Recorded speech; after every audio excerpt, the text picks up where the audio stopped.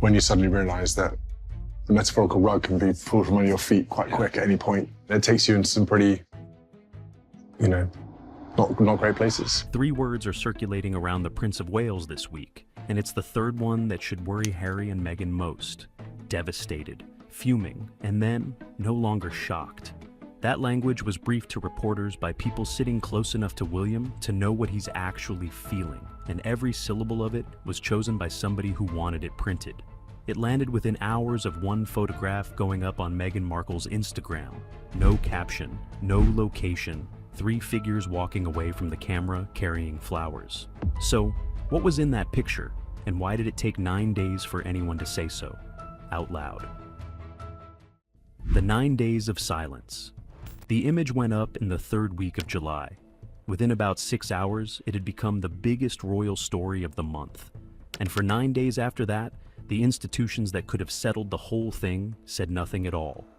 Kensington Palace did not comment. Buckingham Palace did not comment. Harry and Meghan never confirmed where the photograph was taken, and they still haven't. 9 days of the most sensitive subject in that family being argued about by everybody except the family. Now, Meghan Markle attracts criticism. That is not news, and there is a permanent constituency online that will find fault with anything she does, which is exactly what made this different. According to royal insiders speaking to reporters, this upset people who normally defend her. The backlash was not coming from her critics anymore. People who have spent years pushing back on the pile-ons, people who genuinely believe she has been treated unfairly, went quiet or went the other way. And the line they kept using was not "how dare they visit." Almost nobody said that. Grandchildren visiting their grandmother's grave is a good thing, and Harry bringing his children to meet their grandmother in the only way left to him is one of the more moving things he has done in public life. The line was, "Why did we see it?" 9 days later, that question had still not been answered by anyone with the authority to answer it, so other people started answering it for them. The photograph. Here is what is actually in the image, because a lot of the commentary this week has described a photograph that does not exist. In mid-July, the Sussexes came to the UK. Harry, Meghan, Archie, Lilibet. They stayed at Althorp, the Spencer family estate in Northamptonshire, the house where Diana grew up. 13,000 acres that have been in her family for more than 500 years. They were there as guests of Charles Spencer, Diana's younger brother, Harry's uncle, the children's great-uncle. None of that is strange. That is family visiting family, and it is the first time those children have spent time in the place their grandmother came from. Then Meghan posted the picture. It shows Harry walking down a grassy path lined with trees and hedges. Archie is beside him. Lilibet is behind them. Harry and Archie are both carrying large bouquets. You see them from behind. You do not see faces. There is no caption identifying the location, no reference to Diana, no reference to the grave. She did not say where it was. She has still not said where it was. But royal watchers recognized the grounds within hours, and the flowers told them the rest. The Mail's diary editor, Richard Eden, wrote that the photograph was understood to have been taken as the family made their way to lay flowers at the grave of Princess Diana. Because Diana is not buried in a churchyard, she is buried at Althorp, on a small island in the middle of the estate's oval lake. And that is where this stops being a story about a photograph and becomes a story about August 2027. Though it would be another week before anybody said so out loud. What William's circle is saying. So, let's go back to those 3 words, because the third one is doing far more work than the first 2. Devastated. That has been the most repeated. Fuming came from a royal commentator describing his reaction. Upset has appeared in almost every version of the story. But the line that has traveled furthest came from an insider who said William has always been fiercely protective of his mother's memory, that he is upset, but that sadly, he is no longer shocked by anything Harry and Meghan do. No longer shocked. Sit with that, because it is not the same as anger, and the difference matters enormously. Anger means you still expect something. Anger is what you feel when somebody you trust does something out of character. It contains, buried inside it, the assumption that they are better than this. Every furious briefing out of Kensington Palace between 2020 and about 2023 carried that assumption. The Oprah interview, the Netflix series, the memoir, Each one produced real fury, and real fury is a form of investment. Exhaustion is not. Exhaustion is what is left when the expectation is gone. A man who is no longer shocked is a man who has finished revising his opinion. He has stopped waiting to be surprised, which means he has stopped leaving room for the relationship to improve. And for a family that has spent 6 years being told, reconciliation is always one conversation away, that is a far worse diagnosis than rage. Anger negotiates. Exhaustion files the matter away and moves on. And the people briefing that particular phrase to reporters understand exactly how it reads, because somebody sat down and chose it. King Charles is reportedly in a similar position. One royal source said the king is genuinely shocked and added the line that has been quoted more than any other this week, that even people who usually refuse to comment on Harry and Meghan are wincing, and that the feeling is some family moments are simply too sacred to share. Here is the part almost nobody covering this has said plainly. None of that is a public statement. William has not stood in front of a camera and said any of it. Kensington Palace has not commented. Buckingham Palace has not commented. And every word I have just given you came from unnamed people describing a man who has not spoken. And that is not a weakness in the story. That is the story. Because William could have ended this. He is not a man without a platform. 3 sentences from his office would have shut the entire conversation down inside an hour, and he chose not to write them. He's letting the silence do it. If you want to understand why that silence is the loudest thing in this entire story, stay with me.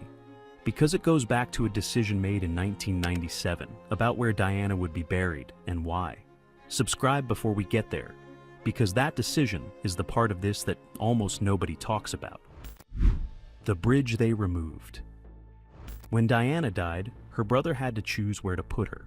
He chose the island in the oval lake at Althorp, and that was not an aesthetic decision. It was not about beauty or tranquility, though the place is both. He chose it because it cannot be reached. There was once a bridge to that island. It was taken away. Harry wrote about it himself in his memoir, that the bridge had been removed to give his mother privacy, to keep intruders away. So, consider what visiting her actually involves now, 3 decades on. Charles Spencer goes nearly every day. He has said so publicly. And every one of those visits means going down to the water and getting into a boat, a handmade canoe given to him by a friend, and rowing himself across alone in whatever weather Northamptonshire has that morning. Then the mud on the far bank. In his book about the estate, he wrote that the remoteness was deliberate, the lake acting as a buffer against what he called the interventions of the insane and ghoulish, with the thick mud presenting a further line of defense. That is a man who thought about this in physical terms: water, distance, mud, obstacles measured in yards. And think about who wrote those words. This is the same Charles Spencer who stood in Westminster Abbey in front of a congregation of 1,900 and a television audience estimated at 2.5 billion people, and called his sister the most hunted person of the modern age, who said afterwards that the line summed up the anger he felt toward the people who did that to her, who had run out of breath by the final paragraph and had to force each syllable out. He buried her on an island so that no camera would ever reach her again. Now, hold that against the 29 years since. There is no photograph of William at that grave. There is no photograph of Kate there. There is no anniversary picture, no birthday picture, nothing released on the 10th year or the 20th or the 25th. George is 12, Charlotte is 11, Louis is 8. Not one of those 3 children has ever been seen at their grandmother's grave, and the eldest of them has been alive for more than a decade. There have been christenings, jubilees, a coronation, trooping the color every June, and the funeral of a queen, every one of them documented to the last frame, released, captioned, distributed worldwide. The island, never. It is understood they go often. You have simply never seen it, not once. In 29 years, the most photographed family on Earth has produced precisely 0 images of that island, and that is not because nobody thought of it. That wasn't an accident either. That was a choice, made over and over again, for nearly 3 decades. Which brings us to the question underneath all of this, the one that has never actually been settled, and that a single Instagram post has now forced into the open. Who decides what that grave means? Because the answer the family had been operating on for 29 years was all of us, together, and the answer is silence. The man who benefits. Except there is a complication here, and I am not going to sit here and tell you only the convenient half. Charles Spencer is reportedly not upset. According to sources this week, Diana's brother understands that every headline brings attention to Althorp, and that more interest in his sister's resting place is ultimately good for the family estate. One outlet framed him as more concerned with the financial side than with the legacy question. Althorp opens to the public. There is a memorial to Diana on the grounds called the Temple, carrying her brother's eulogy on a plaque. Visitors come and pay to come. That is the business. So, the man who designed the privacy is also the man who profits from the attention. Both of those things are true simultaneously. He also invited them. They stayed in his house. He is the single individual on Earth with absolute power to say no cameras anywhere near that island, and there is no reporting that he ever did. Which leaves the defense of that photograph in a strange position. If the custodian of the grave has no objection, who exactly is the injured party here? And the answer to that is the thing Harry and Meghan cannot afford to have asked out loud. Because it is not Charles Spencer. It is the argument they made themselves for 6 years to anybody who would listen. The rule they wrote themselves. My problem is not the visit. The visit was right. It is the publication. For 6 years, one message has been the foundation of everything Harry and Meghan built. Privacy. The children's privacy above all. The entire architecture of their departure from royal life rests on it. The Oprah interview, the Netflix series, the memoir, the podcasts, the court cases. The argument was always that the press would not leave their family alone, and that they left to protect their children from exactly that. That argument was never worthless. Harry watched his mother die in a tunnel with photographers chasing the car. Whatever you make of the couple, that man's fear of cameras is not a media strategy, and it is the most understandable thing about him. But you cannot build a public identity on the sanctity of private family moments and then publish one from a grave. The response has been that it is their photograph of their family on private land, and they may share what they like. That is true. It is completely true, and it is completely beside the point. Nobody is arguing they broke a rule. They broke their own rule, the one they have asked the rest of us to respect at considerable cost for years. That's not a legal problem. It's a credibility problem, and credibility, once it goes, doesn't come back on request. And it is why the Thomas Markle comparison keeps resurfacing, however unfairly.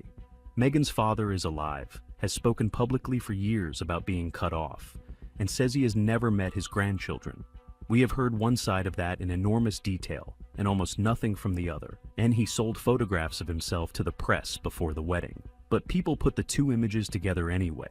A grandfather who was alive and asking, and a grandmother who died in 1997. And it is the second one, whose grave went on Instagram, which would be a bad week, and nothing more, if there were not something much larger coming. August 2027. The 31st of August, 2027, is the 30th anniversary of Diana's death. There has been reporting for well over a year that Harry wants to market. A senior television executive told the Daily Beast that Harry is looking to do a series about Diana in 2027 and that conversations have taken place. Other reporting has described a multi-part project, with Harry hosting and narrating, produced through Archewell with Netflix financing and first refusal. None of that is confirmed. Netflix has announced nothing. Harry has previously indicated he had no such plans, and every version of this story traces back to unnamed industry sources rather than anybody on the record. But William's reported position has not moved in a year. Sources say he is deeply opposed. Reporting has claimed he has taken legal advice about it. Other reporting says he has ruled out any involvement from Meghan in official commemorations, and that he considers the comparisons between his mother and his sister-in-law completely out of line. And there is a timing problem underneath all of it that nobody has solved. There is no version of that anniversary in which the brothers commemorate their mother separately, and the press does not make the split itself the story, which means the fight is already in the diary, whether either of them wants it there or not. So, put yourself where William is standing this week. You have spent 29 years refusing to photograph that island. You believe, rightly or wrongly, that your brother is preparing a commercial project around your mother's death, timed to its 30th anniversary, on a streaming service. You have reportedly gone as far as taking advice about whether you can stop it. And then a photograph appears on Instagram of your nephew and niece walking toward her grave carrying flowers. There is no evidence that photograph has anything to do with the documentary. None has been reported, and I am not going to invent it. But you can see precisely why it landed the way it did, and why the word coming out of his circle is devastated rather than annoyed. The post is a week. The 2027 question is a year of this, and it will be fought in public, and both brothers know it. Whether the silence holds. So, what actually happens now? Nobody knows whether that documentary gets made. Nobody knows whether William's opposition changes anything, or whether Netflix, who reportedly want it badly, will care what Kensington Palace thinks. There is no evidence that titles are being reconsidered, or that lawyers are drafting anything, whatever you may have heard this week. What is certain is smaller and harder. A photograph was published that should not have been. Not because the visit was wrong, the visit was right, and those children should go back every year for the rest of their lives. But because for 29 years, the rest of that family honored a decision made in grief in 1997, and never once asked for credit for honoring it. William did not post. Kate did not post. 3 children have grown up without ever being photographed there. And tomorrow morning, most likely, a 61-year-old man will walk down to the edge of a lake in Northamptonshire, get into a canoe somebody made for him by hand, and row himself across to an island to sit with his sister for a while. No press call, no caption, nothing published. Just the water and the mud on the far bank, and whatever he says to her when he gets there. That crossing is the whole argument. Somebody decided in 1997 that reaching her should cost you something. And for 29 years, everybody agreed. The question is whether they still do. If you want to follow this properly as it moves toward the 30th anniversary, subscribe. Because this fracture is not closing before August 2027, and the next 18 months are going to test every one of these people in public. And I want your answer to this in the comments. Once one member of a family has published a private grave, does the family still own that privacy at all? Or should the silence of the last 29 years hold anyway? Then watch the videos on screen now, because the story of how these 2 brothers ended up here starts a long way before this photograph.